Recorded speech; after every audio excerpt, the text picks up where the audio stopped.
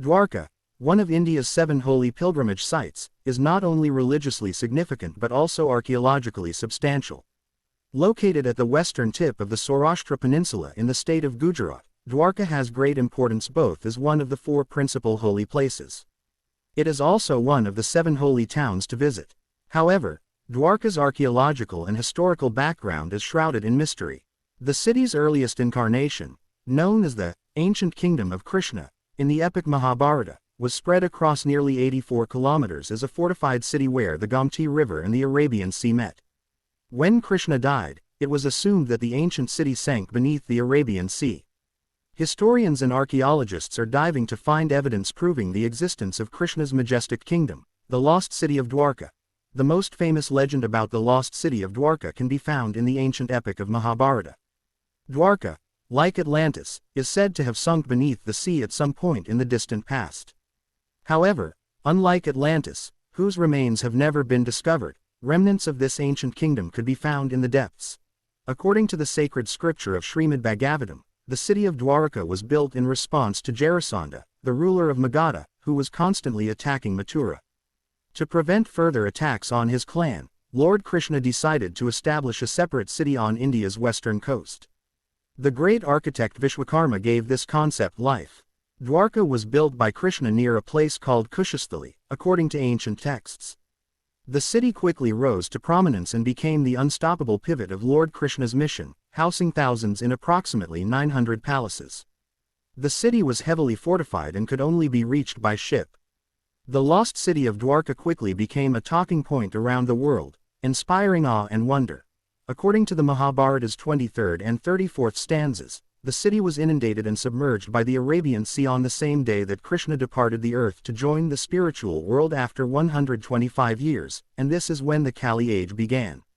The ocean's deity reclaimed the land, sinking lost city of Dwarka but sparing Lord Krishna's palace.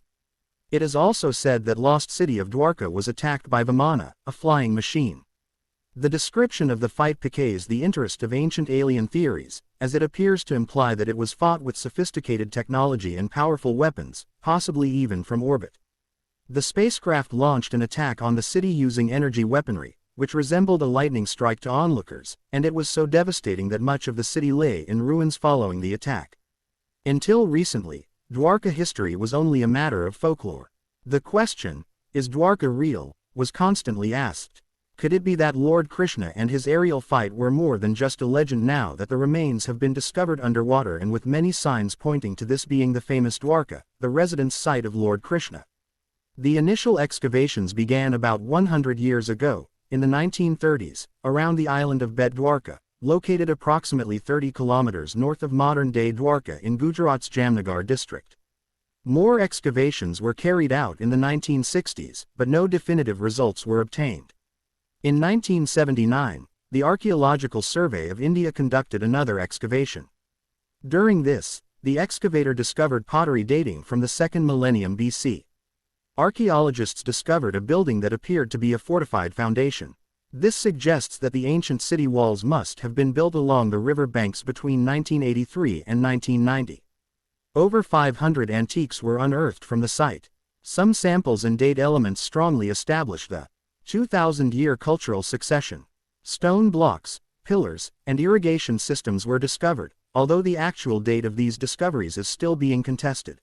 According to Dr. Rajiv Nigam, former chief scientist CSIRNIO, the process of underwater exploration began with excavation near the current Dwarkadish Temple, Council of Scientific and Industrial Research National Institute of Oceanography. The Dwarka Mandir was built during the 13th and 15th centuries BCE. Dr. S.R. Rao, a well-known Indian archaeologist, conducted an offshore survey to look for signs of the submerged metropolis, and a full excavation was carried out in 2007.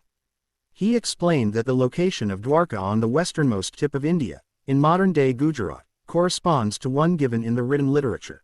According to one theory, the lost city of Dwarka was built on reclaimed land roughly 3,500 years ago and was drowned in water when sea levels rose. Scientific studies have revealed that the sea level in the area has risen and decreased numerous times before reaching its current levels in 1000 CE. These changing sea levels could be caused by anything from geological disturbances to coastal erosion. A great number of anchors were discovered in this location during Dwarka underwater archaeology. It indicated that Dwarka undersea was a historic port. History reveals that it must have played a role in trading contacts between Indian and Arabic regions from the 15th to 18th century, and the harbor area was previously utilized for anchoring vessels. The word, Dwarka, means portal, or door, in Sanskrit, hinting that this ancient port city. It may have served as an access point for foreign mariners coming to India. Archaeologists are now preparing an underwater dig to hunt for the ancient city walls' foundations. Now go check why Julius Caesar is not who you were taught in school to be.